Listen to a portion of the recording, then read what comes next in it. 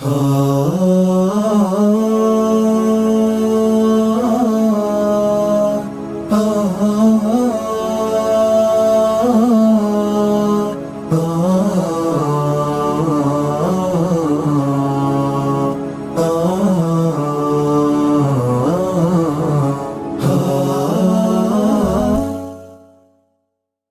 عليكم ورحمة الله وبركاته. الحمد لله رب العالمين والعاقبة للمتقين ولا عدوان إلا على الظالمين والصلاة والسلام على أشرف الأنبياء والمرسلين نبينا محمد صلى الله عليه وآله وصحبه أجمعين أما بعد. பாசத்திற்குரிய இஸ்லாமிய சகோதர சகோதரிகளே, தாய்மார்களே, பெரியவர்களே, ஒவ்வொரு நாள் இரவிலும் நபிமார்களினுடைய வாழ்வு தரும் படிப்பினை என்ற ஒரு தொடர் தலைப்பின் வாயிலாக இப்ராஹீம் அலைஹிஸ்ஸலாத்தினுடைய வரலாற்றை நாம் எல்லாம் பார்த்து வருகிறோம்.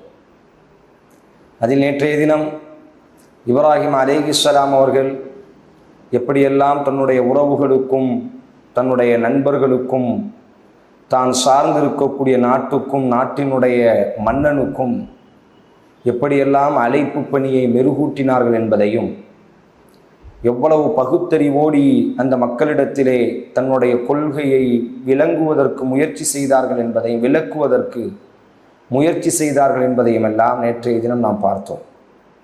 இன்றைய தினம் அதே போன்று அவர்கள் ஏகத்துவத்தினுடைய பிரச்சாரத்தை நாலாபுறங்களிலும் பரப்பி கொண்டிருக்கக்கூடிய அந்த நேரம், எல்லா நபிமார்களுக்கும் ஏற்பட்ட சோதனையை அல்லாஹ் ரப்புல் ஆலமீன் இப்ராஹீம் அலைஹிஸ்ஸலாத்திற்கும் அந்த சமூகத்தை கொண்டு அல்லாஹ் சோதித்தான்.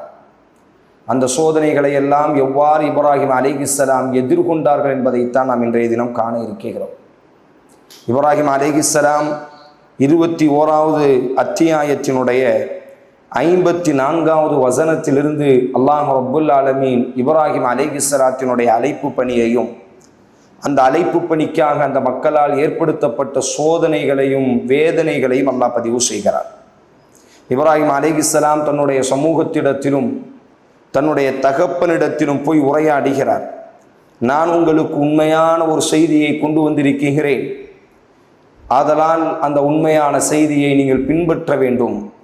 قال بل ربكم رب السماوات والأرض الذي فطرهن وأنا على ذلكم من الشاهدين. வானங்களுக்கும் பூமிகளுக்கும் இறைவனான அந்த அல்லாஹுவையே நாம் அனைவரும் வணங்க வேண்டும். அவனே நம் அனைவரையும் படைத்தான். ஃபதரஹுன்ன, வானத்தில் உள்ளதையும் பூமியை உள்ளதையும் அவனே படைத்திருக்கிறான். வஅன அலா தாலிகும் மினஷ் ஷாஹிதீன், நான் அதற்கு சாட்சியாக இருக்கிறேன் என்று இப்ராஹீம் அலைஹிஸ்ஸலாம் அவர்கள் சான்று பகருகிறார்கள்.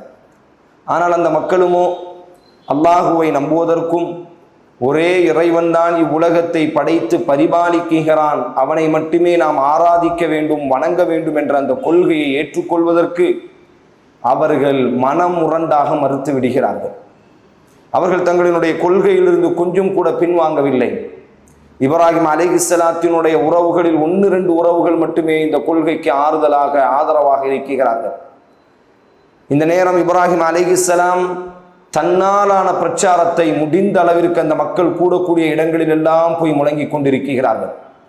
அவர்கள் எந்த இணை துணைகளை வடிவமைத்து எந்த இணை துணைகளை வணங்குவார்களோ அந்த இடத்திலே நின்று கொண்டு இப்ராஹீம் அலைஹிஸ்ஸலாம் பேசுவார்களாம், இது என்ன உங்களுக்கு நன்மை செய்துவிடப் போகிறது, இது என்ன உங்களுக்கு வரக்கூடிய தீங்கை தடுத்து விட போகிறது, அதன் மீது அமரக்கூடிய ஒரு சிறிய ஈயை கூட அதனால் தடுக்க முடியுமா, அதற்காக வேண்டி நீங்கள் உணவுகளை எல்லாம் தயார்படுத்தி முன்னால் வைக்கிறீர்களே, தெய்வங்கள் உண்ண வேண்டும் என்பதற்காக அந்த உணவுகளை ஒரு எலியோ அல்லது ஒரு ஈயோ வந்து அமர்ந்து திங்க ஆரம்பித்தால், அதோ நீங்கள் யாரை நீங்கள் இறைவனாக கற்பனை செய்து வைத்திருக்கிறீர்களோ அந்த கற்பனைகளால் இதை தடுக்க முடியுமா என்று இப்ராஹீம் அலைஹிஸ்ஸலாம் பிரச்சாரம் செய்கிறார். ஒவ்வொரு இடத்திலும் நின்று கொள்வார், ஒவ்வொரு தெருவினுடைய முக்கு சந்தியிலும் நின்று கொண்டு இப்ராஹீம் அலைஹிஸ்ஸலாம் பிரச்சாரம் செய்வார்களாம். அவர்கள் எந்த இடத்திலெல்லாம் இறைவனுக்கு இணை துணைகளை ஏற்படுத்தி இருந்தார்களோ அந்த இடத்திலே நின்று கொண்டு உரிமையோடு இப்ராஹீம் அலைஹிஸ்ஸலாம் அழைத்தார்கள் தன்னுடைய சமூகத்து மக்களை. காரணம், அவரினுடைய உள்ளத்தில் இருந்த ஒரே ஒரு நோக்கம்,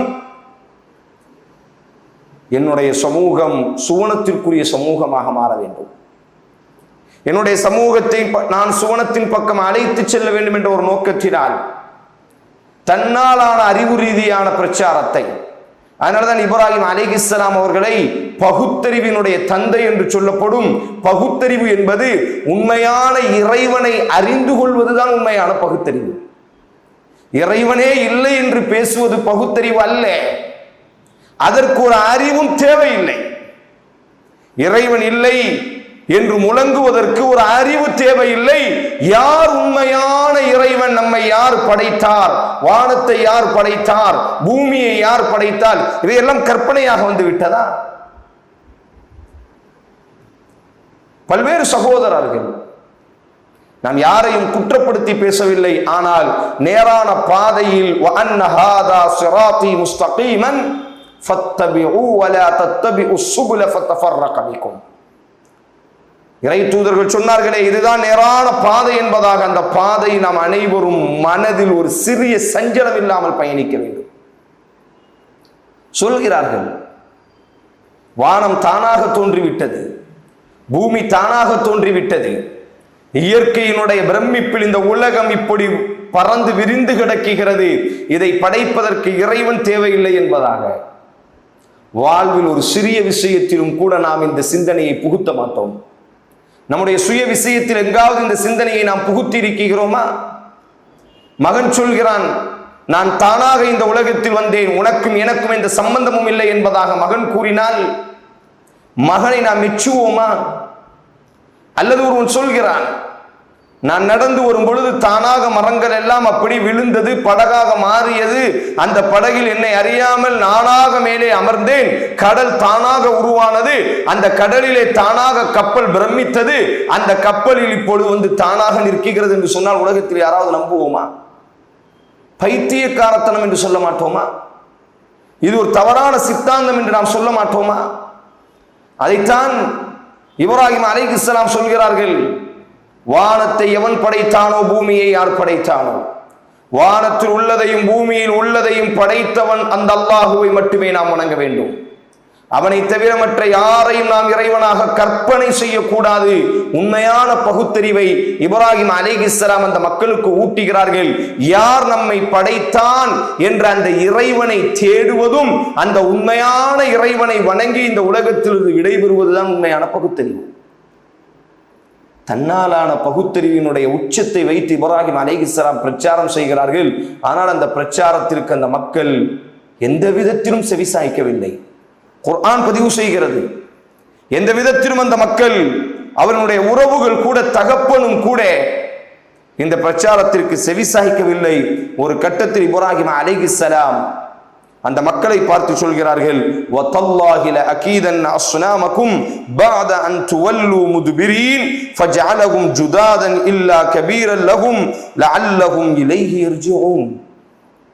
அல்லாஹ்வின் மீது சத்தியமாக, நீங்கள் எதையெல்லாம் இறைவன் என்று கற்பனை செய்து வைத்திருக்கிறீர்களோ அவை அனைத்திற்கும் ஒரு நாள் நான் முடிவு கட்டுவேன் என்று இப்ராஹிம் அலைஹிஸ்ஸலாம் சொல்கிறார்.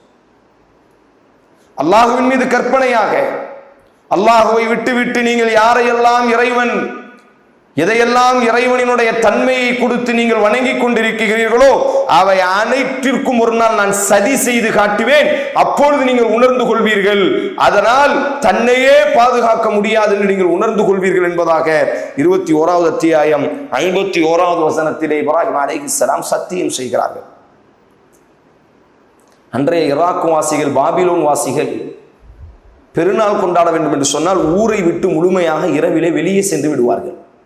ஊருக்கு வெளியிலே மது அருந்துவதும் கூத்தடிப்பதும், மகிழ்ச்சியோடு இசைக்கருவிகளை புழங்கி அந்த இரவு முழுவதும் மகிழ்ச்சியோடு கழித்துவிட்டு மறுநாள் காலையில் ஊருக்குள் நுழைவார்கள். இதுதான் அவர்களினுடைய பெருநாள்.